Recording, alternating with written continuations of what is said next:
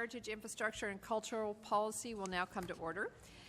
We are meeting to consider the 2025-2026 estimates of the Ministry of Transportation for a total of 2 hours.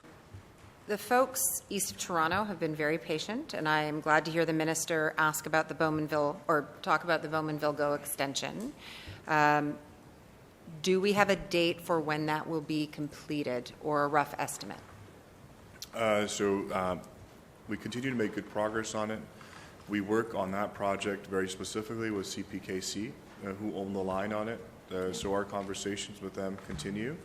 It is an ongoing negotiation. Our priority is, and as a part of our plan to build the GO expansion over the next 10 years, this is a priority project for the government.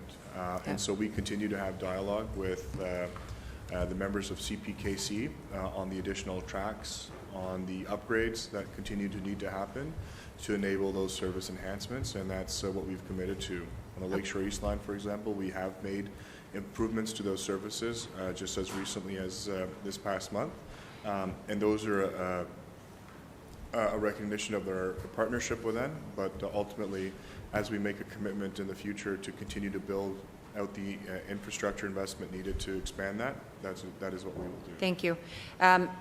And further to the projected construction and all of that, as I had mentioned to you briefly, folks in Oshawa are a bit twitchy because we're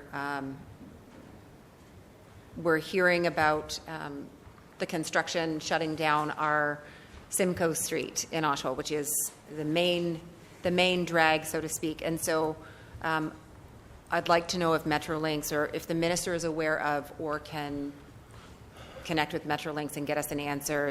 Our city council has passed a motion. People are concerned. We want to know if Metrolinx plans to close down Simcoe Street in all directions for a full year while replacing the bridge on Simcoe Street South at the CPR tracks. That would be something that the city would need to plan for, and we haven't been given that information. So as you can appreciate, people are worried about the timelines and negative impacts of living with construction. So can I get a commitment or information? And MPP French, happy to take that and get you the information you need with respect to our team at Metrolinx and any sort of closure. We do try to, and I hope this did happen, would give an advance notice of closures and work with the community to mitigate any of those closures and traffic impacts. So we will definitely, as a regular course of business with Metrolinx, but personally to yourself, we will have our team reach out. I'll add to that then, if we can touch base on this or connect at a later date. I also have constituency concerns that we can't get answers back from Metrolinx, and I'd appreciate help from the ministry navigating those community concerns with Metrolinx. Thank you very much. French. Thank you very much. And time ran out, Minister, just as I was asking if I could connect with you or ministry staff to navigate some of those local Metrolinx questions for my constituents. No, thank you, ma'am. Did you say no? No, I said thank you. I didn't say no. May I pretty please have a meeting? Happy to connect to you, not a problem. Okay, thank you. And since the minister brought up the 413, I'm going to ask that he not lecture me on it. I have a quick question, though. What is the government's estimate of how much Highway 413 will cost? So, as every one of our highway projects, whether it's a Bradford bypass, whether it's a 413, it's a part of our $30 billion plan over the next 10 years. Okay. We don't announce until the contract has been issued. We do not announce the price because of the impacts to market and the competitiveness of that project. So whether it be any of our transit projects, the 413 Bradford bypass, we follow the exact same model. So my follow-up question of what is the government's estimate of how much the Bradford bypass will cost will be the same answer, or within that $30 billion? Yeah, so we allocate capital dollars in every single one of our budgets for these projects. Once the procurement is completed, if, for example, Bradford is split up into three different projects: central, east, west regions. Yes. And once that is once those are tendered, completed, we would be happy to release the details as we do on every one of our projects. Okay, I will also be happy when you release those details. Thank you.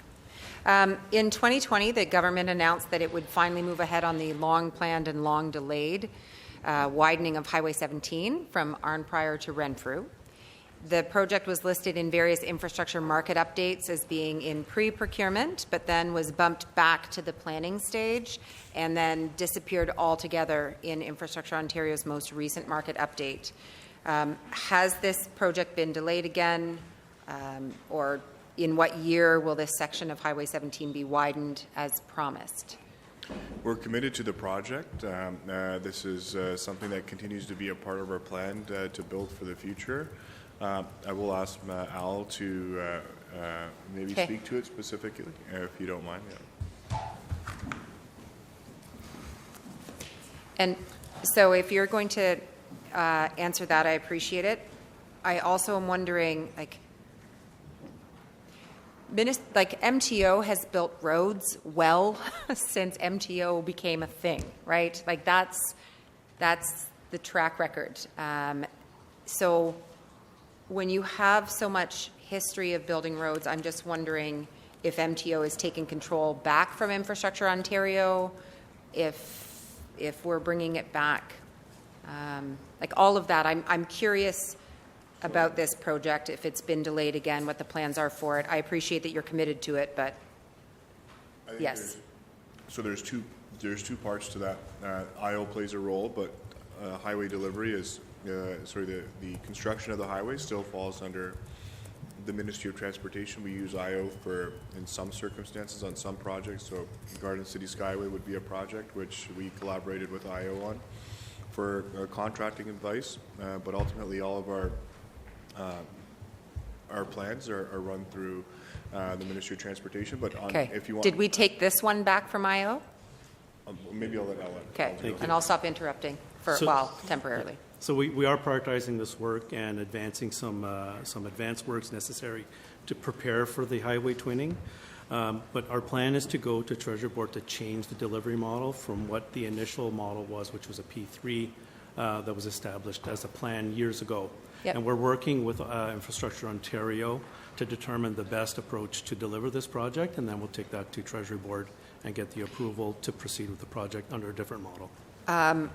That sounds good. Is MTO then planning to proceed with a traditional procurement as it should have done in the first place, arguably?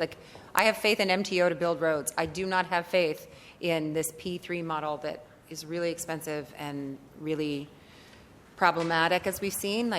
You guys are good at building roads. Can we do that again? Is it traditional procurement? And thank you for that. Yes, we have been building roads for over 100 years. Yeah. Let's get back to it. And so we are initiating the procurement for a preliminary design for this route. Which traditional procurement? Correct. Okay. Thank you. In 2007, I'll shift gears here, the Liberal government promised to build a widened Highway 7 from Guelph to Kitchener. It never happened. Then the Conservative government started making the same promise. It still hasn't happened. So according to MTO figures, crashes along the Highway 7 corridor increased after the Conservative government first delayed the project in 2019. Today, when we look at the government's Southern Highways Program document, the project still has no estimated start or completion date.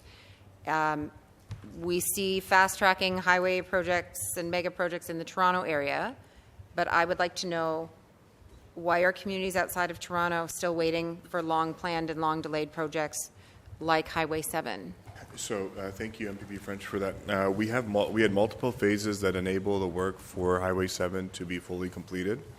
Phase 1 of that work, enabling works, Phase 2 of it, I announced last year, which was the Frederick Street Bridge that will then be made to accommodate Highway 7. I can say that, I think it was in the first week of October that we officially got our permit from the federal government to proceed on work with respect to the bridges over the Grand River. That was something that we could not move forward on until we got those permits from the federal government. I believe the Department of Ocean and Fisheries was the authority on permitting, and so now that we have that, we are okay to proceed on some of our other procurements that will enable the Highway 7 project. And so very soon, very shortly, we will continue to mark the progress on that, get those contracts out the door. But that is a priority highway project for us that we continue to deliver on. And very quickly, we have on that project just announced a tree clearing contract with the local First Nation community there that will help in partnership build that highway. Okay, thank you.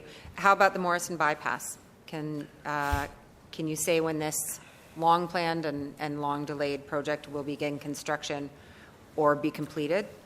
Because in the Southern Highways program document, it just says not available. So the Morrison bypass, like in some of our other projects, has many enabling works that have to occur before the actual project's going to happen. And so we are in that phase of enabling work on enabling work that allows for the contract to happen. So we have undertaken that work currently. But construction plans, is there a date? No, absolutely. And so we will continue, once those works are completed, for example, utility relocations that are needed, those are actively being procured and underway in different phases of that project. Once those are complete, we're moving forward with that project. Thank you. How much time? 7 minutes. Woo, okay. And thank you, Minister. You and I are making good time. That's a new thing for us.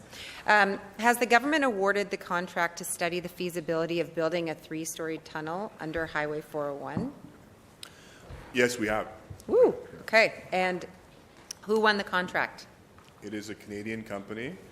I'm blanking on it right now, but Felix? Do you know?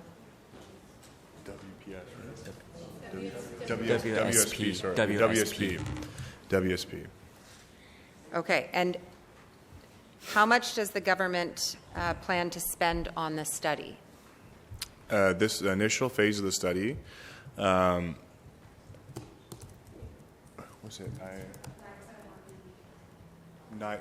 Perfect. $9 million from the feasibility study that will help us enable us give the information that we need moving forward to continue on this project. Okay, that's for the feasibility study. So for this government, my question is, what's the ballpark, or what price would be too high to spend on this proposed tunnel under Highway 401?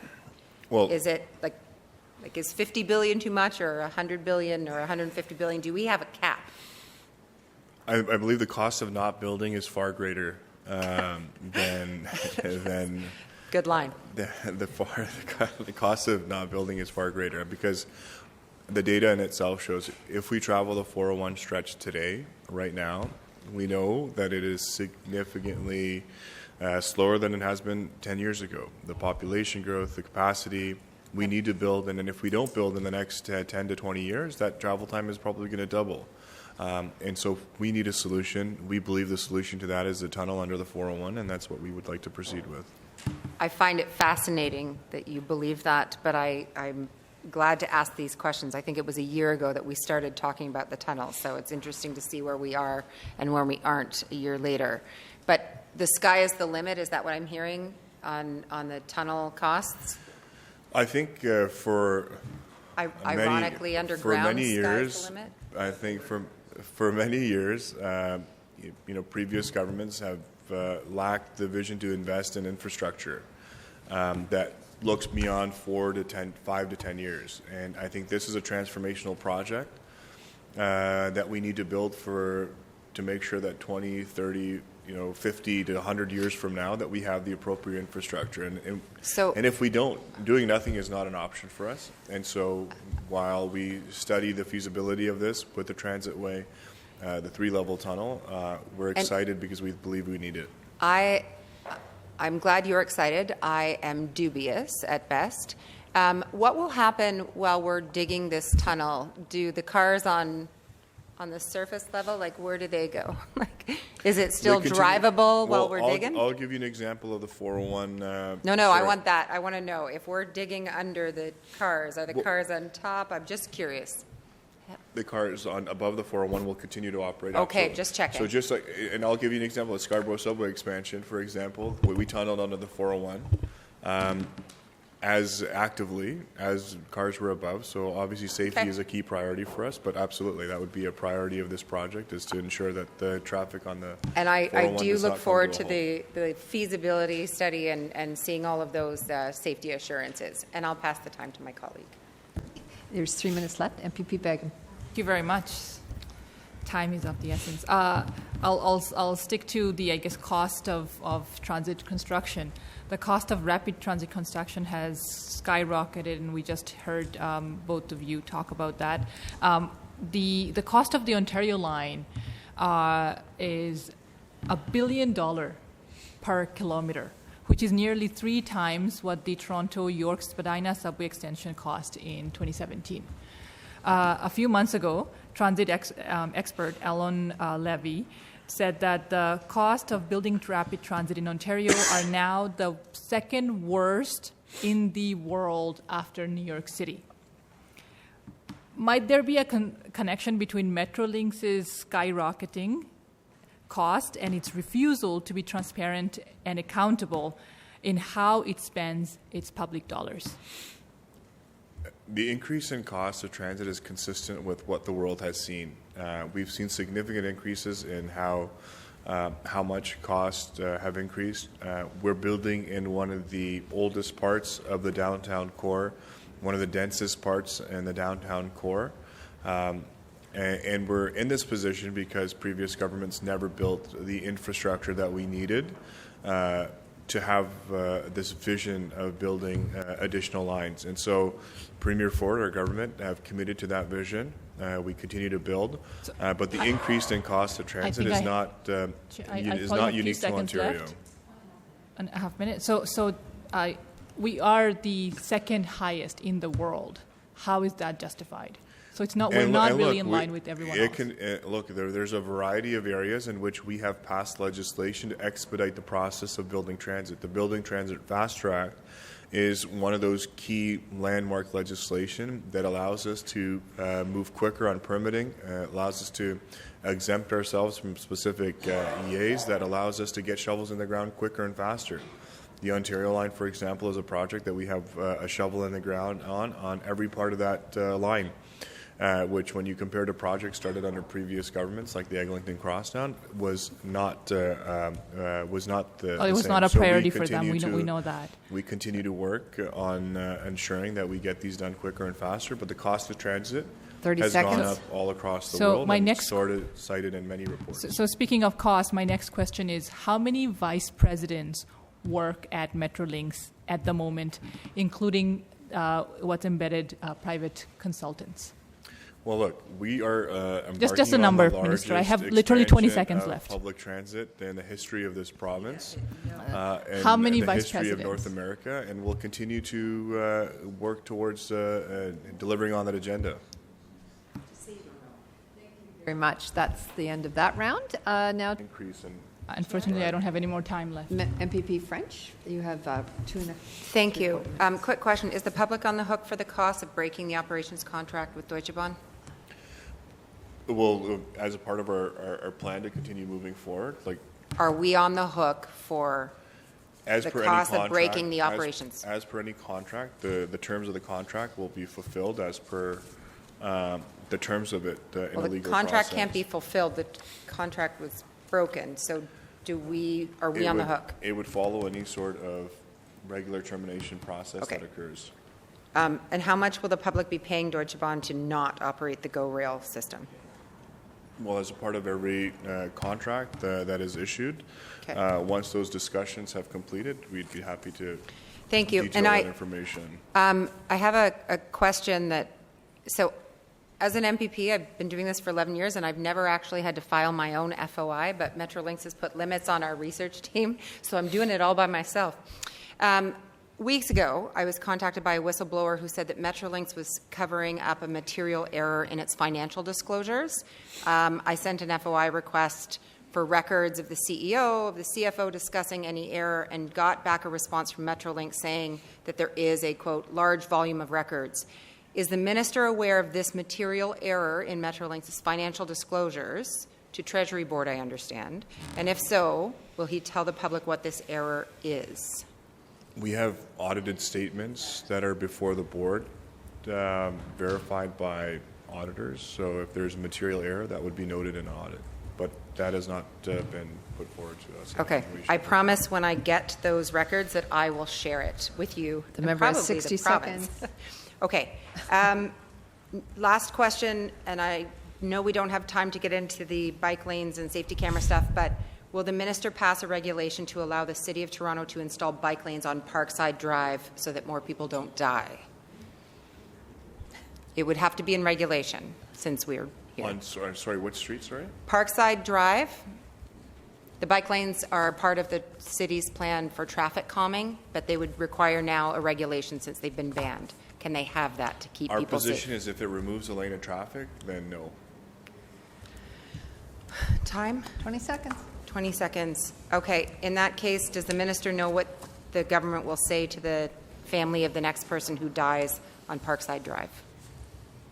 Oh, my I'm not goodness. going to answer that question. Okay.